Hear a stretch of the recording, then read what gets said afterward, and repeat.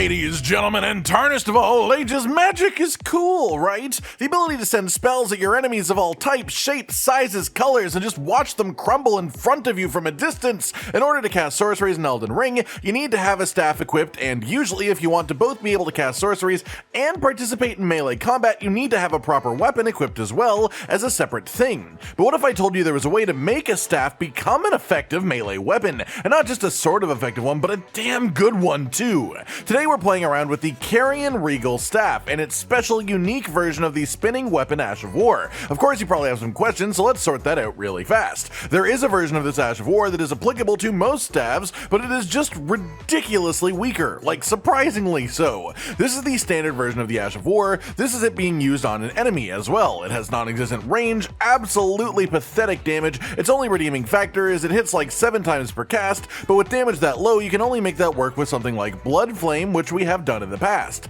Today though is all focused around the melee damage of it itself, not some silly blood procs, and that's where the Carian Regal Scepter comes in. Immediately, the difference is obvious. This version of the skill projects the weapon forward a couple of feet, giving you actual range on it as a melee attack, and making it far more viable to use in many situations. Then when it comes to the actual damage, yeah, it gets pretty silly. In case you're wondering, I was in the exact same build to show both of these. The damage is just that ridiculously different, and the main reason is because the Carian Regal Scepter version of the weapon skill has inherent magic damage that the standard one doesn't, and that magic damage scales with your intelligence as well, which makes it a damn good combo. The only negative of this compared to the base version of the skill is that it hits 4 times instead of 7, but for the damage that we gain, it is totally worth it. As far as PvP then, it is a bit rough as we have it set up obviously, but given that this is the second best scaling staff in the entire game, and that we have 80 intelligence, you can literally shove any sorcery under the sun into this build, and then use it to supplement the build for PvP purposes. Then you just have the ultimate backup of a strong spinning weapon if someone just rushes at you expecting you to want to play at range, which, well, really destroys people if they aren't ready for it.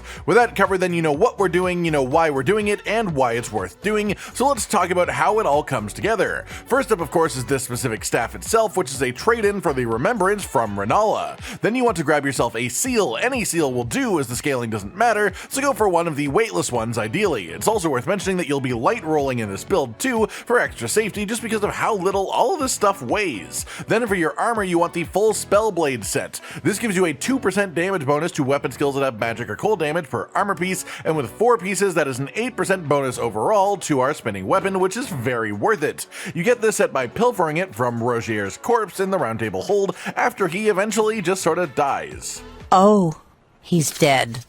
After that, we move on to our talismans, and surprising no one, you'll want the excellent Shard of Alexander talisman.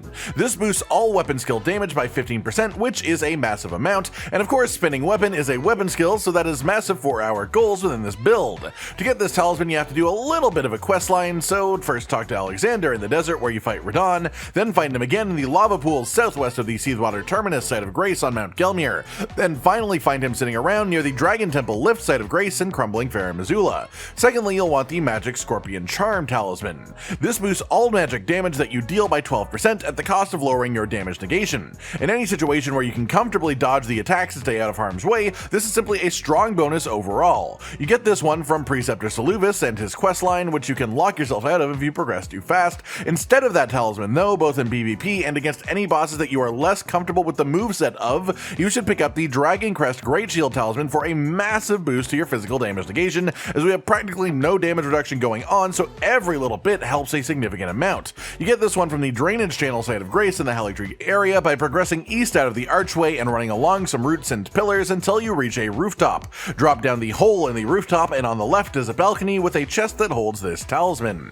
Then you want the Rotten Winged Sword Insignia talisman. This boosts your damage with successive weapon hits, meaning the faster that you hit an enemy with your weapon, the more damage it will do hit after hit, and of course spinning weapon counts as a load of weapon hits, specifically 4 per cast on this weapon. If you can cast it a couple of times in a row, this talisman will add a ton of damage on as you keep going.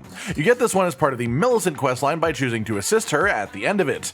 Then finally for talismans, you want Millicent's Prosthesis. This has the same effect as the Rotten Winged Sword Insignia, and it stacks as well to make it even stronger. And on top of that, it just gives you +5 dexterity because, well, why not? You get this one from defeating Millicent instead of helping her either at the end of her questline or after the Godskin Apostle step of said questline. game. You can't technically get both of these in one singular playthrough by yourself, but you can either acquire it through New Game Plus or simply from a friend if they happen to be feeling generous. Then with that covered, let's talk about our wondrous Flask of Physic. The first slot here is without a doubt the Magic Shrouding Cracked tier. This simply boosts all magic damage that you deal by 20% for a while after drinking the flask, and seeing as how the majority of the spinning weapon damage here is magic based, this is just a massive boost. You get this one by defeating the boss at the minor Erdtree in the northeastern side of Liurnia. Then secondarily, you want the Thorny Cracked tier. This has a pretty similar effect to the Rotten Winged Sword Insignia and Millicent's Prosthesis as well, just in wondrous physic form. So you stack all of these together and these successive hit bonuses start to get a little bit silly.